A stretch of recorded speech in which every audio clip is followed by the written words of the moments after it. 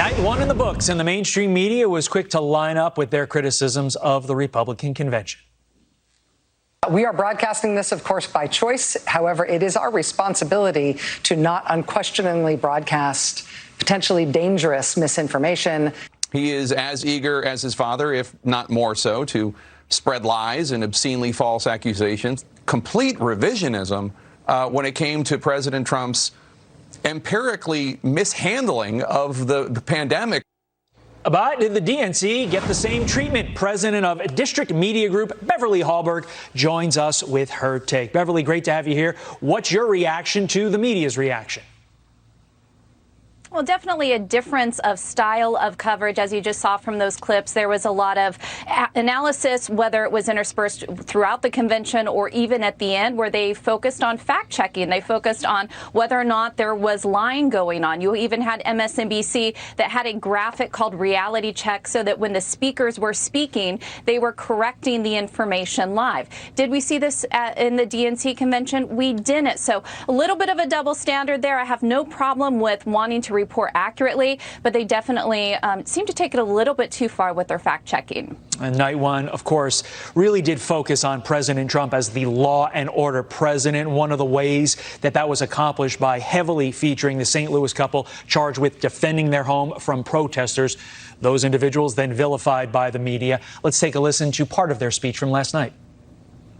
Democrats no longer view the government's job as protecting honest citizens from criminals. Not a single person in the out-of-control mob you saw at our house was charged with a crime. But you know who was? We were. Beverly, are you worried that under a Biden-Harris presidency, our constitutional rights, specifically as shown by this case, our Second Amendment rights, are at risk? Absolutely, and that's the reason why you do see such an increase in gun sales across this country. This couple has been mocked by the left, by many in the media, but I do think they represent a very legitimate fear that Americans have across this country, which is if you didn't even in your DNC convention mention the violence going on cities once, why are you going to fight for us if we do have violence in our own city? So I think people see themselves in the McCloskeys as far as being worried if protesters who were violent did come to their neighborhood, would the police actually be there? I think this is a very effective thing for the Republicans to put out there because the DNC convention did not touch on this topic at all. But Beverly, with that in mind, do the McCloskeys and their story sway any pro-Second Amendment Democrats to President Trump in those crucial swing states?